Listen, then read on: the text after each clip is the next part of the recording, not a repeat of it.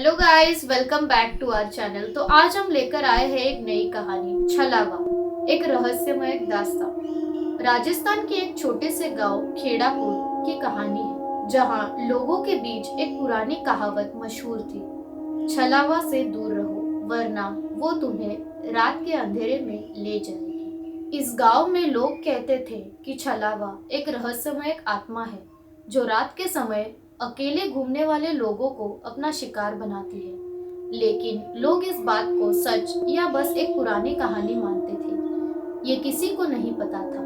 यहाँ से एक ऐसी घटना शुरू होती है जो आज तक लोगों के दिल में डर का एहसास बनाए हुए है। 2021 का महीना था और मुंबई का एक नौजवान जर्नलिस्ट रोहन राजस्थान के इस गांव की तरफ निकला था एक एक्सक्लूसिव कहानी के लिए। रोहन को हमेशा अजीब और रहस्यमय कहानियां लिखने का शौक था। जब उसने छलावा की कहानी के बारे में सुना तो उसने सोचा कि ये एक परफेक्ट अपॉर्चुनिटी होगी अपने ब्लॉग के लिए। गांव पहुंचते ही उसका सामना हुआ श्यामलाल से, जो गांव का एक प्राचीन लोगों के कहानियों बताने वाला व्यक्ति था। श्यामलाल ने उसे समझाया, बेटा, छलावा कोई कहानी नहीं है, वो एक सच है। रात के समय यहाँ अकेले मत घूमना। रोहन हंसकर बोला, दादाजी, मैं सच का पता लगाने आया हूँ, आपकी बात सुन लूंगा, लेकिन मुझे खुद देखना होगा कि ये छलावा है क्या।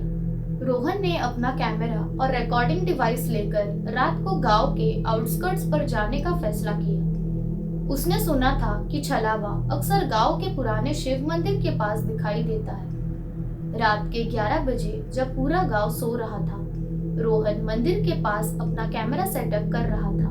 तभी उसे एक अजीब सी आवाज सुनाई दी, जैसे कोई औरत रोते हुए उसके करीब आ रही हो। उसने अपने फ्लैशलाइट की रोशनी में देखा, लेकिन कुछ दिखाई नहीं दिया। थोड़ी देर बाद उसका कैमरा अचानक बंद हो गया और हवा एकदम ठंडी और भारी लगने लगी। तभी पीछे से एक हल्की सी आवाज आई, रुको, मत जाओ। रोहन ने मुड़कर देखा, लेकिन कोई नहीं था।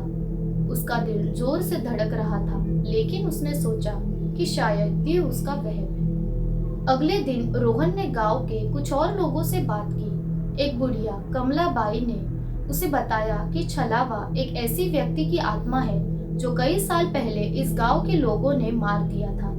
वो व्यक्ति मोहन एक तांत्रिक था जो काले जादू में माहिर था।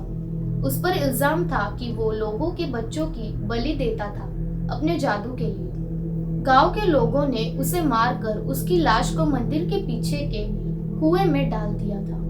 कमलाबाई ने कहा, उस दिन के बाद से मोहन की आत्मा छलावा के रूप में बन गई। वो उन लोगों को अपना शिकार बनाता है जो रात के समय अकेले मंदिर के पास जाता है। रोहन ने फैसला किया कि वो एक रात और मंदिर के पास जाके इस कहानी का सच समझेगा। इस बार उसने अपने कैमरे के साथ एक वॉइस रिकॉर्डर और टॉर्च भी ले ली। रात के 12 बजे जब पूरा गांव अंधेरे में डूबा हुआ था, रोहन फिर मंदिर के पास गया। मंदिर के पास पहुंचते ही उसे एक औरत का साया दिखा। वो साया धीरे धीरे उसकी तरफ बढ़ रहा था। उसकी फ्लैशलाइट की रोशनी जहां जाती थी वहां कुछ नहीं होता था, लेकिन एक छाया का एहसास उसका पीछा कर रहा था। अचानक एक तेज आवाज हुई, तुम्हें यहाँ नहीं आना चाहिए था।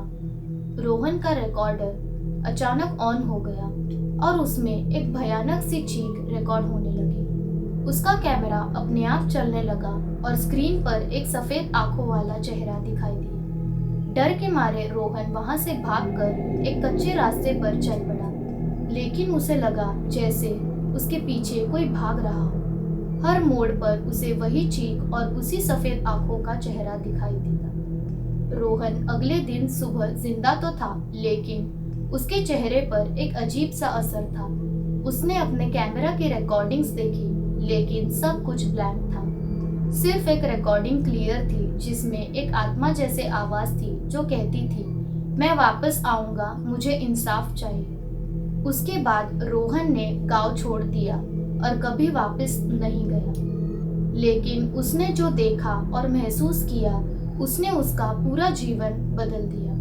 आज तक रोहन के आर्टिकल्स और स्टोरीज पढ़ने वाले लोग कहते हैं कि उसकी कहानियों में एक अलग ही गहराई और सच्चाई है, जैसे उसने किसी ऐसा सच का सामना किया हो जो बाकी दुनिया के लिए सिर्फ एक कहानी है। खेड़ूपुरा आज भी एक रहस्यमय जगह है।